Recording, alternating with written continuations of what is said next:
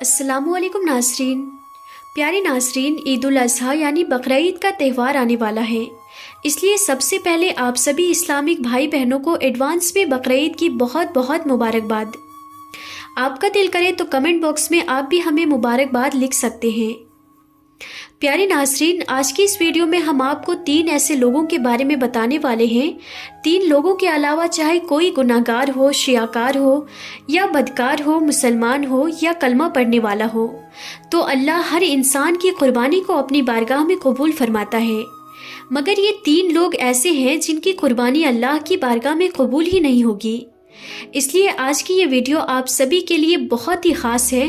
आप इसको आखिर तक ज़रूर देखें और मेहरबानी करके इसे शेयर भी कर दें ताकि बकरीद से पहले पहले ये वीडियो और भी लोगों के पास पहुंच जाए। तो चलिए नाज़रीन, वीडियो को शुरू करते हैं। नाज़रीन, कुर्बानी करना बहुत बड़े सवाब का काम है। अल्लाह के प्यारे नबी हज़रत मोहम्मद मुस्तफ़ा सल्लल्लाहु ताला अलैहि वसल्लम ने फरमाया कि कुर्बानी के दिनों में कुर्बानी से ज़्यादा कोई भी चीज़ अल्लाह को पसंद नहीं है। इन दिनों में ये नेक काम सब नेकियों से बढ़कर है और कुर्बानी करते वक्त यानी कि जानवर को ज़बह करते वक्त खून की बूंद जब ज़मीन पर गिरती है तो ज़मीन पर गिरने से पहले ही वो मकबूल हो जाती है। एक मर्तबा सहाबे कराम रज़ी अल्लाह ताला अन्हु ने अल्लाह के प्यारे नबी से पूछा, या रसूल अल्लाह सल्लल्लाहु ताला अलैहि वसल्लम, ये कुर्बानी क्या है? तो आपने फरमाया, ए सहाबा, ये कुर्बानी तुम्हारे बाप, तुम्हारे दादा हज़रत इब्राहीम अलैहिस्सलाम की सुन्नत मुबारका है। तो ये सुनकर सहाबा कराम ने मजीद पूछा कि या रसूल अल्लाह सल्लल्लाहु ताला अलैहि वसल्लम, फिर इस पर हमें अज्र व सवाब कितना मिलेगा, यानी कि कुर्बानी करने पर हमें नेकियां कितनी मिलेगी?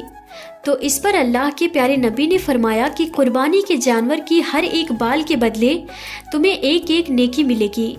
कुर्बानी के लिए जितना बड़ा तुम्हारा जानवर होगा, जितने बड़े जानवर पर जितने ज़्यादा बाल होंगे। फिर हिसाब किताब तुम खुद ही लगा लेना, हर एक बाल के बदले तुम्हें एक एक नेकी मिलेगी। एक मर्तबा ईद उल अज़हा के रोज़ अल्लाह के प्यारे नबी ने अपनी प्यारी बेटी हज़रत फ़ातिमा से फरमाया, ए प्यारी बेटी फ़ातिमा, उठो और कुर्बानी के जानवर के पास रहो। आपके नाम का जो जानवर अल्लाह की बारगाह में कुर्बानी होने जा रहा है, अपने घर में उस जानवर के बिल्कुल करीब रहो। तो ये सुनकर हज़रत फ़ातिमा रज़ी अल्लाह ताला अन्हा ने इसकी वजह पूछी कि अब्बा हुजूर, इसमें कौन सी हिकमत छुपी हुई है? मैं क्यों कुर्बानी के जानवर के पास रहूं? तो ये सुनकर अल्लाह के प्यारे नबी ने फरमाया, बेटी, वो इसलिए कि कुर्बानी के जानवर के खून का पहला कतरा ज़मीन पर गिरने से पहले ही अल्लाह पाक तुम्हारे पिछले तमाम गुनाहों को मिटा देगा। अब ज़रा आप सोचिए कि फिर इससे बढ़कर और क्या सवाब होगा कि कुर्बानी करने से हज़ारों नहीं लाखों नेकियां मिल जाती हैं। इसलिए खूब खुशी से और खूब दिल खोल कर कुर्बानी किया करो। तो आइए नाज़रीन, आपको बताते हैं कि वो 3 लोग कौन से हैं जिनकी कुर्बानी अल्लाह की बारगाह में कबूल नहीं होती। तो वो 3 बदकिस्मत लोग कौन से हैं जिनकी ना ही कुर्बानी अल्लाह की बारगाह में कबूल होगी और ना ही उनका हज कबूल होगा। वो 3 बदबख्त लोग कौन से हैं, आइए जानते हैं इस वीडियो में।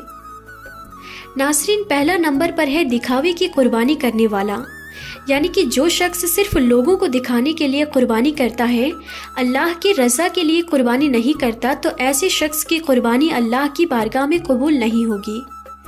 याद रखें, जो ये आप कुर्बानियाँ करते हैं, जो जानवरों को ज़बह करके अल्लाह की राह में कुर्बानी देते हैं, तो अल्लाह ताला के पास में ना ही आपकी कुर्बानी का खून पहुँचता है और ना ही कुर्बानी का गोश्त पहुँचता है। अल्लाह तो सिर्फ आपकी नीयत को देखता है। अल्लाह तो सिर्फ आपका तकवा देखता है कि आपने कुर्बानी किस नीयत के साथ की है।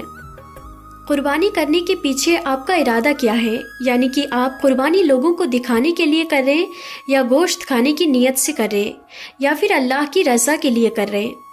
मगर आजकल तो लोग करते हैं कि अगर पड़ोस में कुर्बानी का एक बकरा 10,000 का आया है तो अच्छा ये बात है, तो फिर हम तो उससे ज़्यादा पैसे वाले हैं, इसलिए हम तो 30,000 का बकरा लेकर आएंगे। लेकिन सिर्फ इसलिए ताकि मोहल्ले वाले ये कहें कि माशाल्लाह कितना महंगा बकरा लाए हो।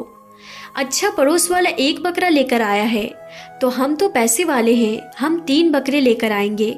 फिर कुर्बानी के जानवरों को बाहर ले जाकर घुमा रहे, लोगों को दिखा रहे। लोग पूछते हैं कि भाई कितने का लाए हो, तो वो तकब्बुर में कहते हैं कि पूरे 50,000 रुपये का।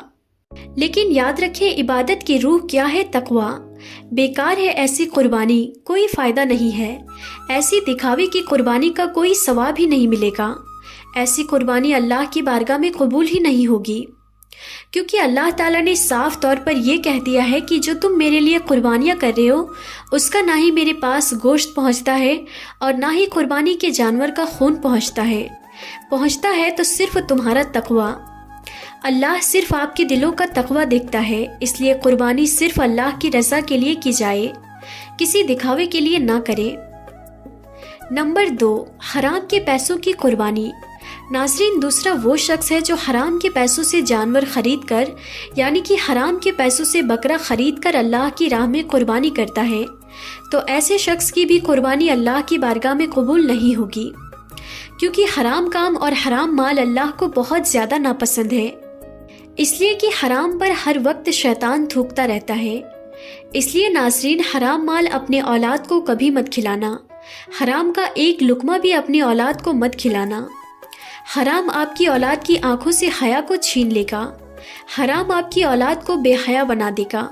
اور یہی نہیں، بقرعید کے موقع پر حرام کے پیسوں سے کوئی جانور خرید کر قربانی بھی مت کرنا، کیونکہ ایسی قربانی کا کچھ بھی فائدہ نہ ہوگا، کوئی بھی ثواب نہیں ملے گا، ایسی قربانی اللہ کی بارگاہ میں قبول ہی نہیں ہوگی۔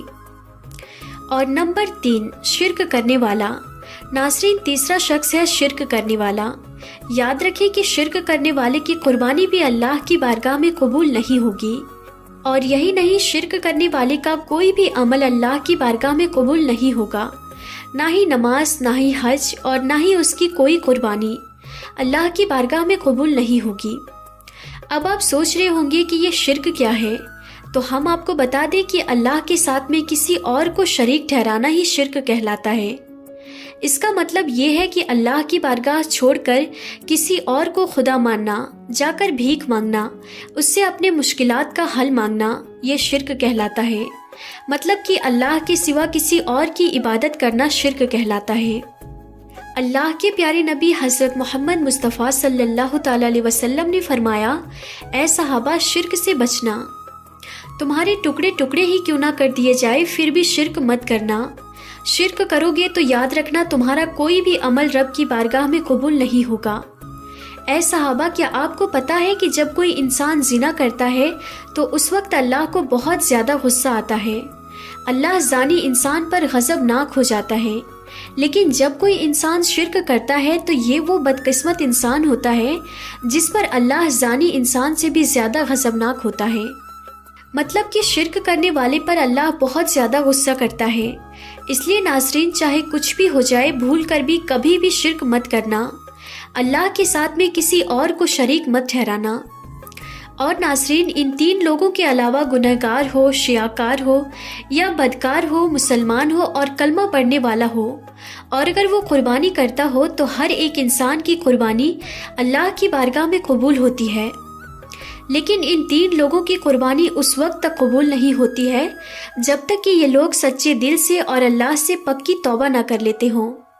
اصل میں قربانی کی حقیقت تو یہی تھی کہ عاشق خود اپنی جان کو اللہ کے حضور پیش کر دے، لیکن اللہ کو یہ گوارا ہرگز نہ ہوا، اس لیے اللہ نے یہ حکم دیا کہ اپنے جانوروں کی قربانی کرو، یعنی کہ اپنے پیارے جانوروں کو ذبح کرو۔ تو پیارے ناظرین، ہم یہ امید کرتے ہیں کہ آج کی ہماری یہ ویڈیو آپ سب کو ضرور پسند آئی ہوگی۔ ویڈیو پسند آئی ہو تو اس ویڈیو کو دل سے ایک لائک ضرور کر دے، اور اسے اپنے دوستوں رشتہ داروں میں شیئر بھی کر دے تاکہ اور بھی لوگوں کے پاس یہ ویڈیو پہنچ جائے۔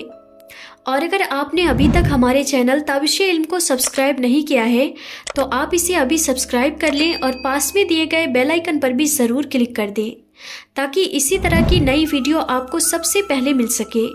تو پھر ملتے ہیں اگلی نئی ویڈیو میں، تب تک کے لیے خدا حافظ۔